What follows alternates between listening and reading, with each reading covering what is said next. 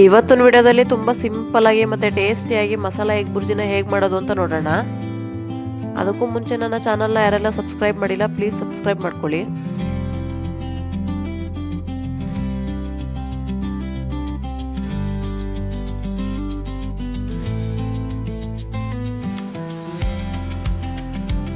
ಮೊದಲಿಗೆ ನಾನಿಲ್ಲಿ ಒಂದು ಪಾತ್ರೆನ ಬಿಸಿಯಾಗಕ್ಕೆ ಇಟ್ಟಿದ್ದೀನಿ.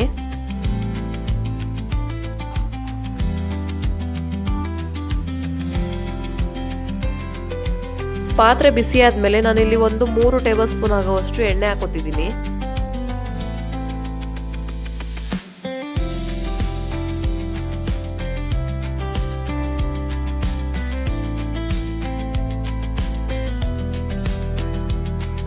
ಎಣ್ಣೆ ಬಿಸಿ ಆದಮೇಲೆ ಸ್ವಲ್ಪ ಕರಿಬೇವಿನ ಸೊಪ್ಪು, ಒಂದು ಸ್ವಲ್ಪ ಸಾಸಿವೆ,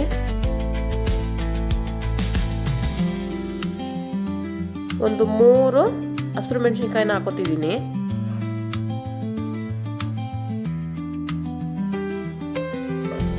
ಅದಾದಮೇಲೆ ಇಲ್ಲಿ ನಾನು ಒಂದು 4 ಸಣ್ಣದಾಗಿರೋ ಈರುಳ್ಳಿನ ತಗೊಂಡು ಕಟ್ ಮಾಡಿ ಇಟ್ಕೊಂಡಿದ್ದೀನಿ. ಅದನ್ನು ಇದ್ರೊಳಗಡೆಗೆ ಹಾಕೋತಿದ್ದೀನಿ. ಹಾಕೊಂಡಿದ್ದಾದ್ಮೇಲೆ ಅದನ್ನು ಒಂದ್ಸಲ ಫ್ರೈ ಮಾಡ್ಕೋಬೇಕು. ಅದು ಹಸಿ ವಾಸನೆ ಹೋಗೋವರೆಗೂ ಚೆನ್ನಾಗಿ ಫ್ರೈ ಮಾಡ್ಕೋಬೇಕು.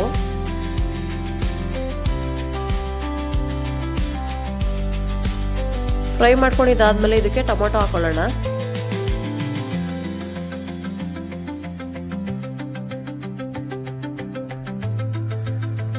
ಟೊಮೊಟೊ ಹಾಕಿದ್ಮೇಲೆ ಒಂದ್ಸಲ ಮಿಕ್ಸ್ ಮಾಡ್ಕೋಬೇಕು.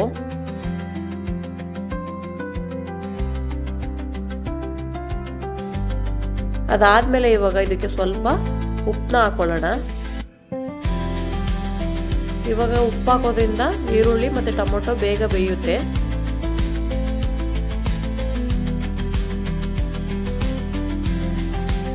ಅದಾದ್ಮೇಲೆ ಒಂದ್ಸಲ ಈ ಥರ ಮಿಕ್ಸ್ ಮಾಡ್ಕೋಬೇಕು.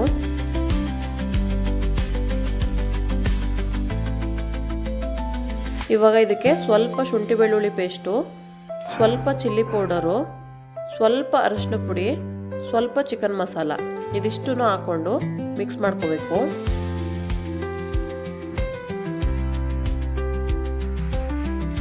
ನೋಡಿ, ಈ ರೀತಿ ಎಲ್ಲ ಮಸಾಲೆಗಳನ್ನು ಹಾಕೊಂಡು ಒಂದ್ಸಲ ಮಿಕ್ಸ್ ಮಾಡ್ಕೋಬೇಕು.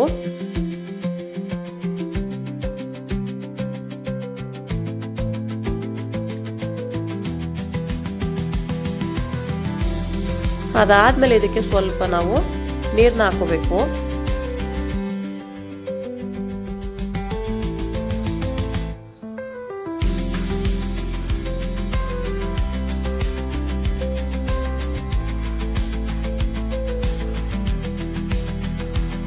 ನೀರು ಹಾಕೊಂಡಿದ್ದಾದ್ಮೇಲೆ ಈ ರೀತಿ ಇನ್ನೊಂದ್ಸಲ ಚೆನ್ನಾಗಿ ಮಿಕ್ಸ್ ಮಾಡ್ಕೋಬೇಕು. ಅದಾದ್ಮೇಲೆ ಇದಕ್ಕೆ ಸ್ವಲ್ಪ ಉಪ್ಪು ಹಾಕೊಳ್ಳೋಣ.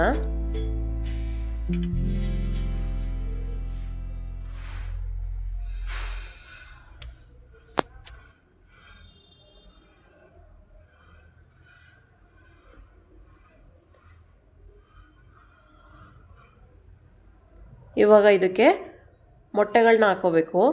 ನಾನು ಇಲ್ಲಿ ಒಂದು 3 ಮೊಟ್ಟೆ ಆಗುವಷ್ಟು ತಗೊಂಡಿದ್ದೀನಿ. ನಿಮಗೆ ಜಾಸ್ತಿ ಬೇಕು ಅಂತಲೇ ಜಾಸ್ತಿನೂ ಹಾಕೋಬೋದು.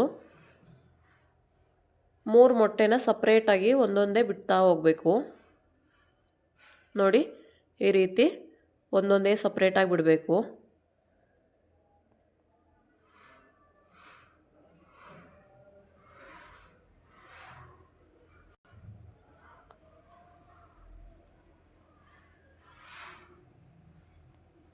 ಅದಾದಮೇಲೆ ಸ್ವಲ್ಪ ಕೊತ್ತಂಬರಿ ಸೊಪ್ಪನ್ನ ಹಾಕೋಣ. ಕೊತ್ತಂಬರಿ ಸೊಪ್ಪು ಹಾಕಿದ್ಮೇಲೆ ಸ್ವಲ್ಪ ಹೊತ್ತು ಬೇಯಿಸ್ಕೋಬೇಕು ಅದನ್ನು.